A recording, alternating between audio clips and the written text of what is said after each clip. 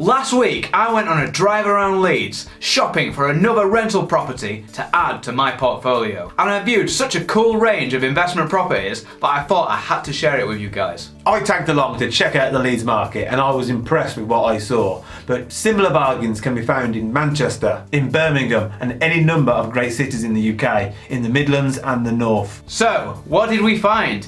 And did I put on any cheeky offers? Let's check it out.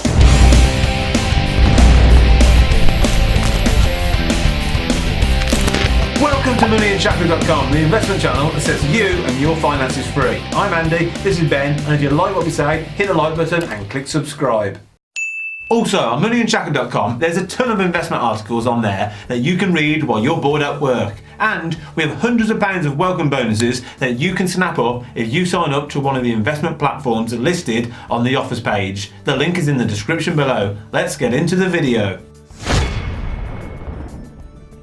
Getting ready. Before we set off, I booked in all of these viewings back to back, so we only had to make one journey.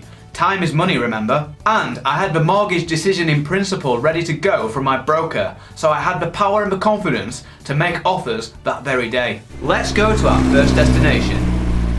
House 1, the modern terrace. This was the first one we viewed, and first impressions were wow. The owner is an investor who has bought the house as a shell to renovate and sell on, and the house has been finished to a very high standard. Now, looking at the downstairs again, here you are looking at all of it. The owner has knocked the kitchen through to the lounge to make this big living space, which could put some tenants off, as the whole downstairs is one room. The bathroom is 10 out of 10 though, and the house is finished to a great standard throughout. This mid-terrace was on the market for £120,000, very much at the top end of house prices for this type of property in the area. Expected rent, £650. Moving on. House 2, the corner plot. This property looked great on rightmove.co.uk. It needs modernising, but asking price was low at only £110,000 for a corner plot, semi-detached, so we went for a look. On closer inspection, this house was full of damp. I take this little device with me on all viewings. It detects damp in walls and it only costs about £20 on Amazon. For those interested, we'll put a link in the description below. Damp costs thousands to put right, often by having to strip all the plaster off the walls. Just buy one of these things and avoid.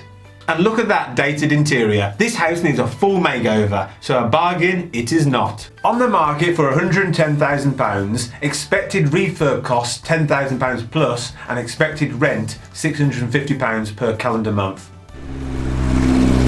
House 3, the non-standard construction. Now look at this semi-detached we found. Looks clean on the outside, looks fantastic on the inside. A modernish kitchen and bathroom make this a rare gem for the asking price of £125,000. Or it would be if it wasn't hiding a dangerous secret. Dangerous to your finances, that is. This house is what is known as a non-standard construction, and there are plenty of them in the industrial towns and cities, built in the 60s out of concrete instead of brick.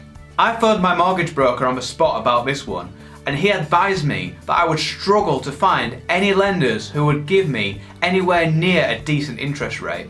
That would have a significant impact on monthly rental profits, and we invest primarily for cash flow. Asking price was £125,000, expected rent was £700, but the mortgage might be £50 higher than a standard house made from brick. With a property like this, resale in the future might be a problem too. Who's to say that in 30 years' time anybody will want a house made of concrete? For me, this non-standard construction was a non-starter. House 4, the fixer-upper. Apologies about the image quality. It seems that some advice I gave the owners drove them to take the property off the market, and these were the only images still available on the web. This was a good-looking semi-detached house in a nice green open street, looking for all the world a sound investment. The kitchen is new, which is always a bonus, and yes, the bedrooms did need painting and carpeting, but this isn't really a big issue. The biggest expenses you can have when refurbing a house are the kitchen, the bathrooms, and of course, damp. Speaking of bathrooms, the bathroom is there, under the stairs. A downstairs bathroom. This is a major disadvantage when it comes to renting out a house. especially if the only toilet in the house is on the ground floor. This got me worried more than anything else. The asking price was an eye-watering £135,000, but I saw some potential for the house as a decent semi in a decent looking area, so I offered £117,000, which was accepted. However, I had to then withdraw my offer when I had an independent valuation done. The thing was only worth £100,000 and expected rents were lower here than on Terrace estates. Only 550 quid. This goes to show that the asking price is not a divine number set in stone, sometimes it's way off. Ben shared his valuer's advice with the owner and they took the property off the market, rather than settle for less than their magic number they had in their own heads for what they believed their beloved house was worth. Never get sentimentally attached to a property you are trying to sell, buy or rent. Accepted offer price was £117,000, expected rent was £550 and expected refurb work was £5,000. Some houses, for no apparent reason, are stuck in micro neighbourhoods of historically low house and rent prices. For no particular reason that I could see, this potentially great house just couldn't perform when it came to being an investment.